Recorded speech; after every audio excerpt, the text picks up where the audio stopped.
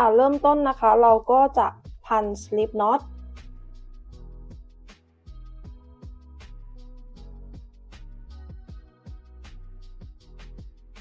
แบบนี้นะคะ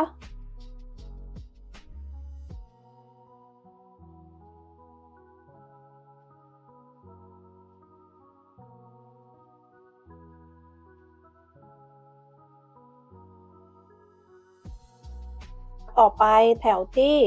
1นะคะเราจะถักโซ่1แบบนี้นะคะหลังจากนั้นถัก x ลงไปในโซ่ที่2นะคะนี้โซ่1โซ่ที่2แบบนี้นะคะแล้วก็ให้เพื่อนๆนะคะใช้ตัวมาร์กนะคะมาร์กหลักที่1ไว้นะคะแบบนี้หลังจากนั้นเราจะถักอีก1 x นะคะลงไปในหลักเดิมเลย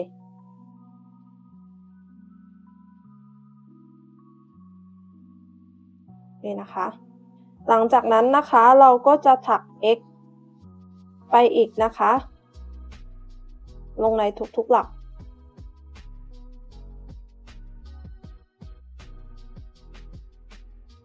แบบนี้นี่นะคะถักลงไปในทุกๆหลักเลย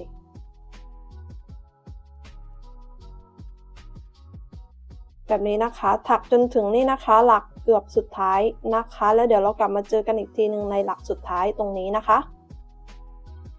นี่นะคะหลังจากที่เราถักนะคะมาจนถึงนี่นะคะหลักสุดท้ายตรงนี้เราจะถัก 3x ลงไปนะคะ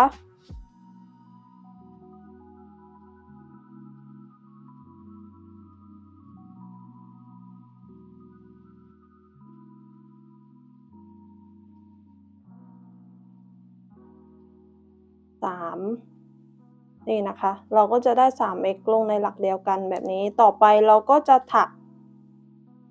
x นะคะลงไปในหลักถัดไปแบบนี้ถักลงไปในทุกๆหลักเลยนะคะ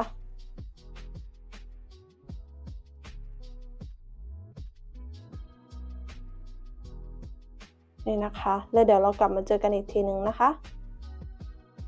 นี่นะคะเมื่อเราถักมาจนถึงนี่นะคะหลักสุดท้ายเราก็จะถักไปอีก1x นะคะลงในหลักสุดท้ายมันก็จะเป็น 3x พอดีนะคะเหมือนกับ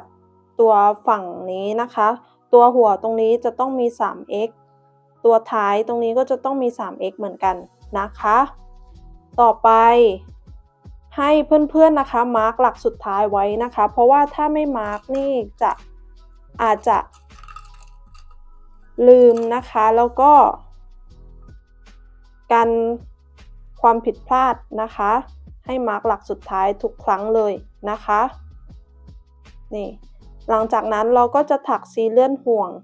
กับหลักแรก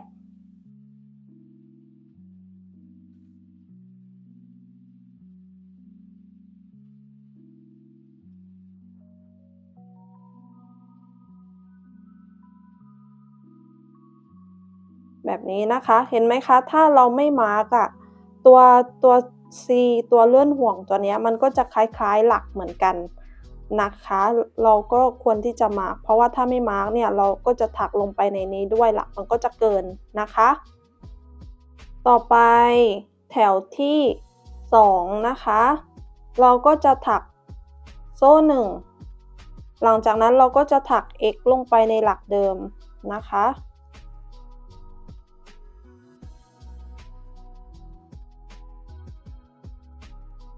แบบนี้หลังจากนั้นก็มาร์กหลักแรกไว้นะคะ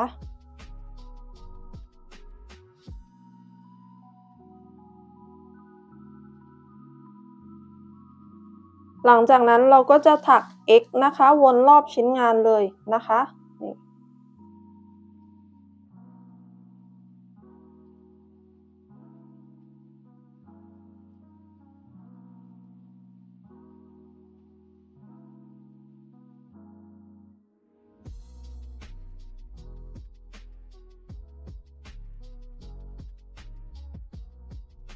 แบบนี้นะคะถักวนรอบชิ้นงานนะคะมาจนถึงหลักสุดท้ายนะคะแล้วเดี๋ยวเรากลับมาเจอกันอีกทีนึงนะคะ ค่ะนี้เราก็ถักมาจนถึงหลักสุดท้ายนะคะเราก็จะถัก x ลงไปนะคะแบบนี้หลังจากนั้นเราก็มาร์กหลักสุดท้ายไว้เหมือนเดิมเลยนะคะ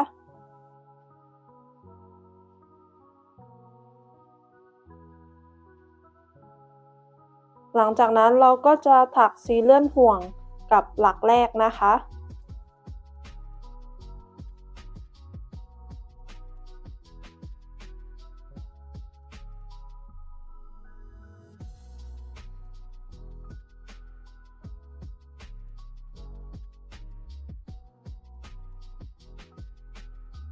นี่นะคะ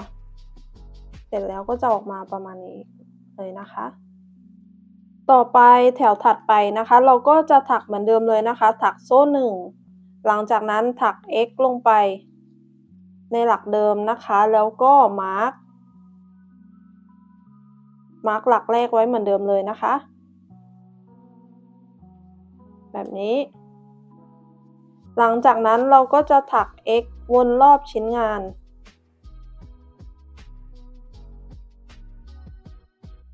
แบบนี้นะคะเราจะถักแบบนี้นะคะวนรอบชิ้นงานหลังจากนั้นพอมาถึงหลักสุดท้ายเราก็ถักซีเลื่อนห่วงหลังจากนั้นก็โซ่1ถัก x ลงในหลักเดิมแล้วก็ถักวนไปแบบนี้นะคะจนได้ความสูงที่เพื่อนๆต้องการนะคะแล้วเดี๋ยวกลับมาเจอกันอีกทีหนึ่งนะคะว่าของ KJ จะได้กี่แถวนะคะค่ะหลังจากที่ถักเสร็จแล้วนะคะก็จะออกมาประมาณนี้เลยของ KJ จะอยู่ที่11แถวส่วนขนาดความกว้างจะอยู่ที่ประมาณ11นิ้วนะคะความสูงจะอยู่ที่6นิ้วถ้าใครอยากได้สูงกว่านี้ก็ให้เพิ่มจำนวนแถวนะคะถ้าใครอยากได้กว้างกว่านี้ก็ให้เพิ่มจำนวนโซ่ประมาณนี้เลยค่ะต่อไปนะคะเราก็จะไปเริ่มแถวที่12และ13แถวที่12และ13จะเป็นแพทเทิร์นเดียวกันเลยสามารถถักใช้แพทเทิร์นเดียวกันได้เลยแล้วก็ KJ จะมาแบ่งปันวิธีการเชื่อมต่อริบบิ้นนะคะเผื่อใครที่ยังไม่รู้วิธีการเชื่อมต่อริบบิ้นก็สามารถนำวิธีของ KJ ไปใช้ได้นะคะแต่ถ้าใครมีวิธีการเชื่อมต่อริบบิ้นที่ถนัดอยู่แล้วก็สามารถใช้ได้เลยและถ้าอยากจะแบ่งปันนะคะสามารถแบ่งปันเข้าไปแบ่งปันได้ใน Facebook นะคะเพื่อเพื่อนๆจะได้ถักตามกันนะคะ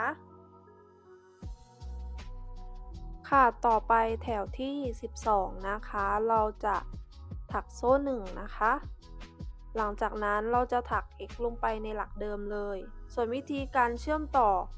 ริบบิ้นนะคะดูตามวิดีโอได้เลยนะคะ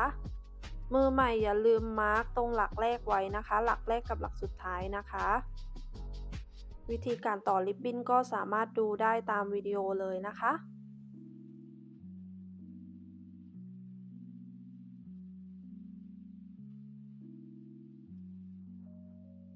หลักถัดไปนะคะเราก็จะถัก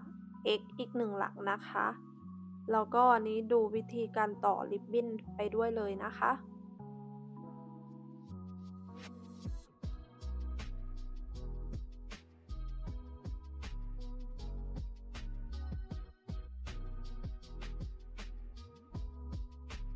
ก็คือเราก็จะได้ 2x แล้วนะคะประมาณนี้หลังจากนั้นนะคะเราก็จะถัก A นะคะหรือว่า2หลักรวบเข้าด้วยกันนะคะ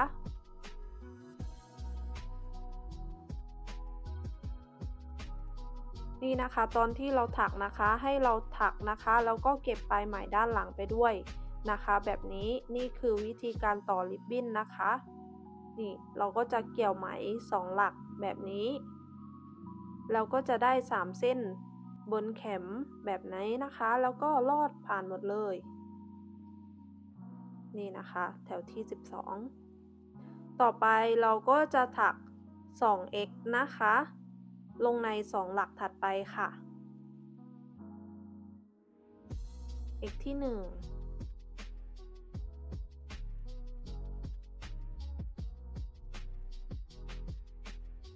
x ที่2นะคะ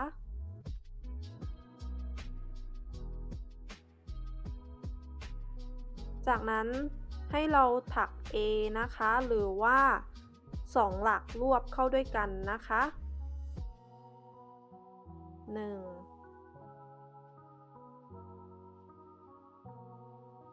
2หลังจากนั้น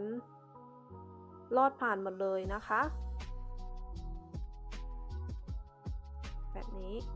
เราจะถักแบบนี้นะคะวนรอบชิ้นงานเลยมาจนถึงหลักสุดท้ายเลยนะคะก็คือถัก 2x แล้วก็ A นะคะวนรอบชิ้นงานเลยแล้วเดี๋ยวเรากลับมาเจอกันอีกทีหนึ่งนะคะค่ะนี้แถวที่13นะคะหลักมันจะไม่พอดีใช่ไหมคะมันจะเหลือ3หลักปกติจะต้องใช้4หลักใช่ไหมคะก็ให้เราถักแบบนี้นะคะก็คือถัก x ลงไปค่ะ1หลักแบบนี้หลังจากนั้นถัก A นะคะ1 2รวบเข้าด้วยกันแบบนี้นะคะหลังจากนั้นให้เราตัดริบบิ้นได้เลยนะคะหลังจากนั้นเราก็จะเก็บงานนะคะโดยการใช้ตัวนี้นะคะสอดเข้าไป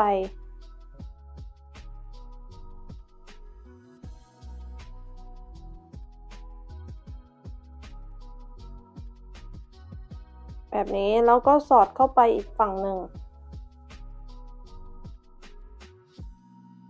แบบนี้นะคะนี่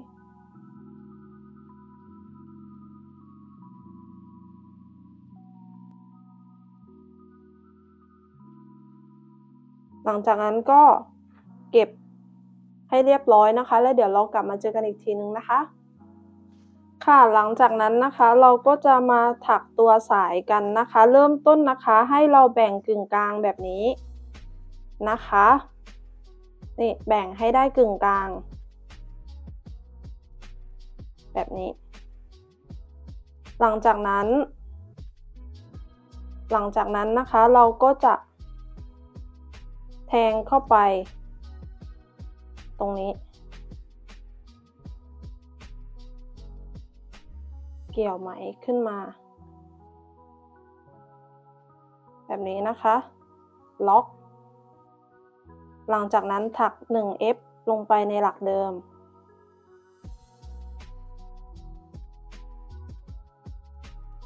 แบบนี้นะคะหลังจากนั้นเราจะถักโดยการนี่นะคะแทงลงไปเกี่ยวไหมขึ้นมาแบบนี้นะคะหลังจากนั้นเราก็จะแทงอีกครั้งหนึ่งเกี่ยวไหมขึ้นมาแบบนี้นะคะนี่แล้วเราก็จะแทงอีกครั้งหนึ่งแบบนี้ให้ได้4หลังจากนั้นก็ล็อกแบบนี้นะคะนี่มันก็จะออกมาประมาณนี้นะคะหลังจากนั้นก็ถักโซ่ขึ้นไปตามความยาวที่เพื่อนๆต้องการนะคะ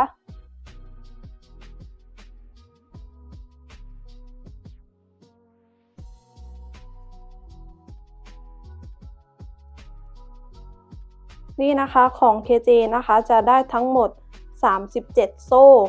นะคะขึ้นอยู่กับว่าเพื่อนๆอยากได้สั้นยาวประมาณไหนนะคะก็ประมาณนี้เลยหลังจากนั้นเราก็จะมาเชื่อมต่อกับฝั่งนี้นะคะโดยการเช็คอย่าให้มันพลิกนะคะแบบนี้หลังจากนั้นเราก็จะแทงลงไปด้านหน้าแบบนี้นะคะนี่เห็นไหมคะแบบนี้แล้วก็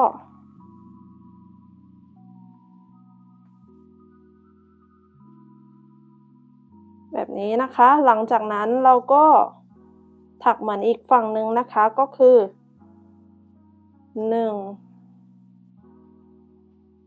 2 3แบบนี้นะคะหลังจากนั้นก็ลอดผ่าน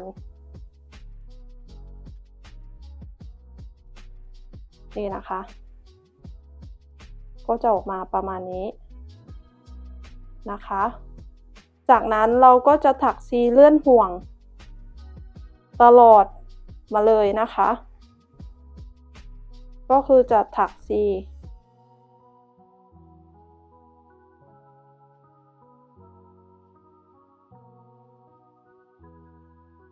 เลื่อนห่วงกลับไปแบบนี้นะคะ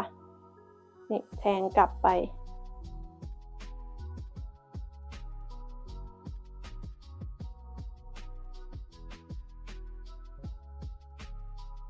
นี่นะคะถัก C นะคะขึ้นไปนะคะจนมาถึงสุดแถวเลยนะคะแล้วเดี๋ยวเรากลับมาเจอกันอีกทีนึงนะคะนี่นะคะหลังจากที่เราถักนะคะมาจนสุดสายตรงนี้นะคะก็ให้เพื่อนๆนะคะตัดริบบิ้นได้เลยนะคะแบบนี้หลังจากนั้นก็ใช้เข็มตัวนี้นะคะเก็บงานให้เรียบร้อยนะคะแล้วเดี๋ยวเรากลับมาเจอกันอีกทีนึงนะคะค่ะนี่หลังจากที่ถักเสร็จแล้วนะคะอันนี้ KJ ไปผูกโบมานะคะส่วนโบนี่นะคะก็แล้วแต่เพื่อนๆเลยนะคะตัวนี้ KJ จะใช้อยู่อันนี้ไซส์2 นิ้วนะคะนี่จะประมาณนี้เลยอันนี้ก็ขึ้นอยู่กับเพื่อนๆเลยนะคะว่าจะติดประมาณไหนอะไรยังไงนะคะขอบคุณทุกการรับชมเลยนะคะหากใครมีข้อสงสัยก็สามารถคอมเมนต์ทิ้งไว้ได้เลยนะคะแล้วเดี๋ยว KJ จะกลับมาตอบให้นะคะยังไงฝากกดไลค์แล้วก็กด Subscribe ให้ KJ ด้วยนะคะเพื่อเป็นกำลังใจให้ KJ ได้ทำคลิปวิดีโอต่อๆไปนะคะยังไงแล้วไว้เจอกันใหม่คลิปวิดีโอหน้านะคะวันนี้สวัสดีค่ะ